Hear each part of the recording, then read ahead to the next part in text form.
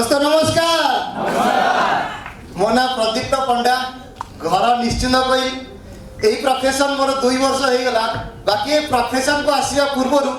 मु कॉलेज रे पढ़ुली पढ़िया परे गोटे समस्त यंग पिलांकर गोटे टेंशन थाए कॉलेज रे पढ़ला टाइम रे पूरा बिंदास कॉलेज पढ़िला परे टेंशन फ्यूचर रा यस और नो मो ओले के जण स्टूडेंट अछन हाथ देखंतु तो सब स्टूडेंट को मैं गोटे ताली हो दरकार तो मु भी सेमती टेंशन में थी मो फ्यूचर को लेकिन कहीं बहुत सारा जॉब पाई मु ट्राई करथली पुलिस पाई दौड़ा दौड़ी करथली एसआई रे 2 थर कटिची थरे 3 मार्क रे कटची थरे 1 मार्क रे कटची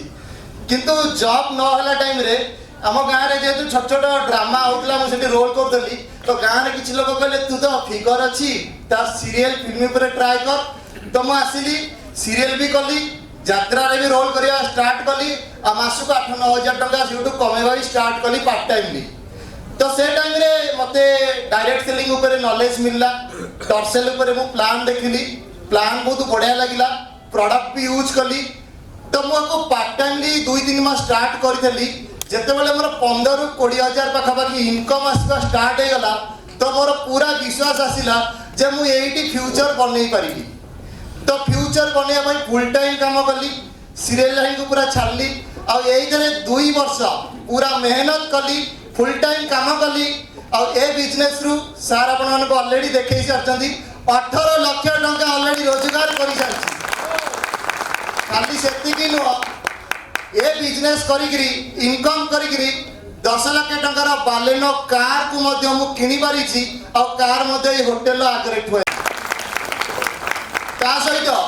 तो यंग पिलांकर समस्त इंटरेस्ट थाए फॉरेन बुलिबा बहुत जनकर भी इच्छा थाए और समस्त बेसी इंटरेस्ट थाए थाईलैंड बुलिबा कारण थाईलैंड रो मसाज फेमस तो समस्त नहीं दिबे तो थाईलैंड मध्य बुली के आसी सारछि 3 थर ऑलरेडी फॉरेन ट्रिप मध्य अचीव करि सारछि ता सहित ए बिजनेस रे जेतेबेले काम करबा स्टार्ट करथली दिक्कत समस्त आसे तो प्रथम मो घर लोक ही मते अवॉइड करतले जे गाड़ी करतले बिजनेस न करिया पई एबे समस्त खुशी अछंती आ सबटु धन्यवाद देबी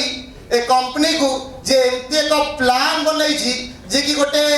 कॉलेज परे परे फ्यूचर को नेकी टेंशन होतुआ पिला माने तो मु तो कहबी आपण माने फुल टाइम टर्सेल को करंतु आ निजर फ्यूचर को मते ब्राइट करंतु